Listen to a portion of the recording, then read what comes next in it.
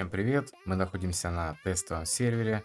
В этом ролике мы будем тестировать и сравнивать героя поддержки огня Кушухара. Те, кто крутили баннер поддержки 8 сезона, многим он выпал и многие изначально расстроились. Но расстраиваться нечего, герой очень крутой. Сейчас все покажу, расскажу. Также сравним его с героем Солма, который именно на воронке стоит с командой Ауры. Но опять-таки важный момент, что Кушухар, он сделан не под ауру, он больше подходит для героев-кастеров, но все равно с ним урона будет больше. Сейчас более подробно все это разберем. Ну что ж, погнали! Если вы хотите поддержать канал, вы можете просто осуществлять свои внутриигровые покупки по моей ссылке в описании под каждым роликом по очень выгодным ценам, за что вам буду весьма благодарен. И также внутриигровой магазин, в ежемесячных наборах вы можете ввести мой код создателя и получать за это каждый месяц бесплатный гелиолит. Для начала покажу урон команды Ауры с героем Солма на 5-м пробуждении. Как видите, команда живет до конца. И именно команда Ауры нанесла 12 миллиардов урона. И также урон уже с Кушухаром. Под конец тут отвалился Линкас. Но, как видите, урона не намного, но больше. Почему не намного, тоже сейчас объясню. Как бы главный факт, который мы должны подчеркнуть, что все равно он как бы в состоянии держать команду. Все, что нам нужно, это дождаться, когда откроется его талант, чтобы он мог накладывать штраф к атаке. И, соответственно, с небольшим подхилом от Анелизис нам хватает, в принципе, выживаемости, чтобы здесь стоять. Что, собственно, вообще делает герой и почему расстановка такая, сейчас тоже разберем. Расстановка играет очень важную роль именно с этим героем. Он сам и те, кто стоят с ним в одном ряду, получают баф Святой Страж. По этим героям будет получаемый урон снижен на 15%. И также получаемое лечение и щиты будут увеличены на 25%. То есть здесь я поставил Линкаса, например, и здесь Дианту. Все они получат этот баф. То есть у них будет увеличены щиты, лечение и снижен получаемый урон. Это те, кто стоит с ним в одном ряду. Далее, те, кто стоит позади него, получается в одной колонке.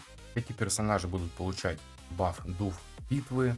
Соответственно, 30% урона, который этот персонаж будет получать, будет разделяться уже по персонажам, которые имеют статус Святой Страж.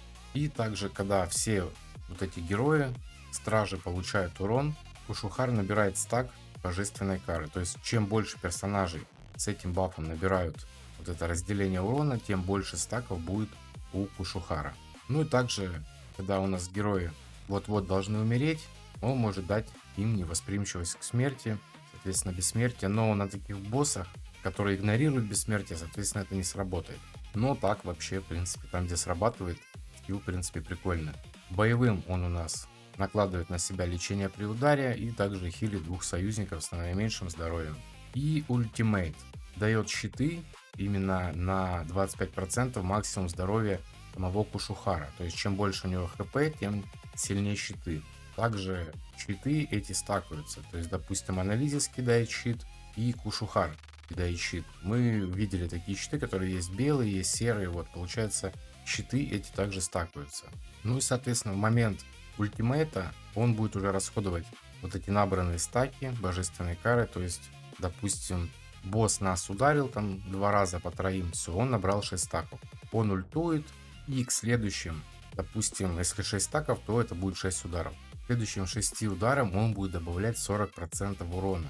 Это на самом деле очень много, но не в случае с Таресией, потому что ее урон это просто куча вот этих стрел, соответственно, на эти стаки очень быстро израсходуют, поэтому, в принципе, если сравнивать с Эльма, то урон больше, но не намного, потому что, по сути, урон увеличивается только на первые 6 выстрелов. Если бы это была какая-нибудь Флора, то ее вихри бы наваливали бы так, что ну просто мама не горюй. Потому что 40%, извините, это очень много.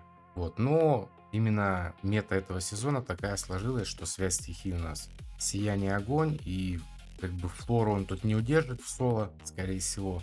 Опять-таки, если на пробуждениях, дикость, она в принципе команда дорогая, поэтому можно будет наблюдать таких прям жестких китов, у кого Кушухар на пробуждениях, там где он будет уже 5 лечить, соответственно, всю команду. Там уже, да, скорее всего, он сможет что-то и в соло там держать.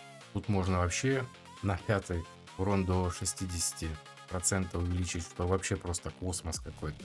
Вот, поэтому, в принципе, дикость команда дорогая, и те, у кого Кусухары будут с пробуждениями, таких, конечно, игроков будет очень мало, но тем не менее.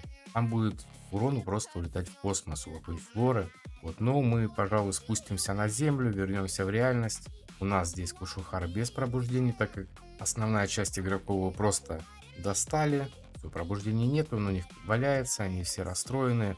Ну, расстраиваться не надо. У нас еще есть горение впереди, поэтому на каких-нибудь боссах я вот вообще не сомневаюсь, что при какой-нибудь расстановке правильной все он там нормально будет держать, даже без пробуждений. По снаряжению.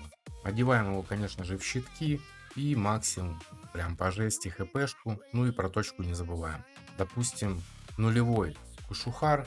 Шмотки я не фармил, вот что было, то было.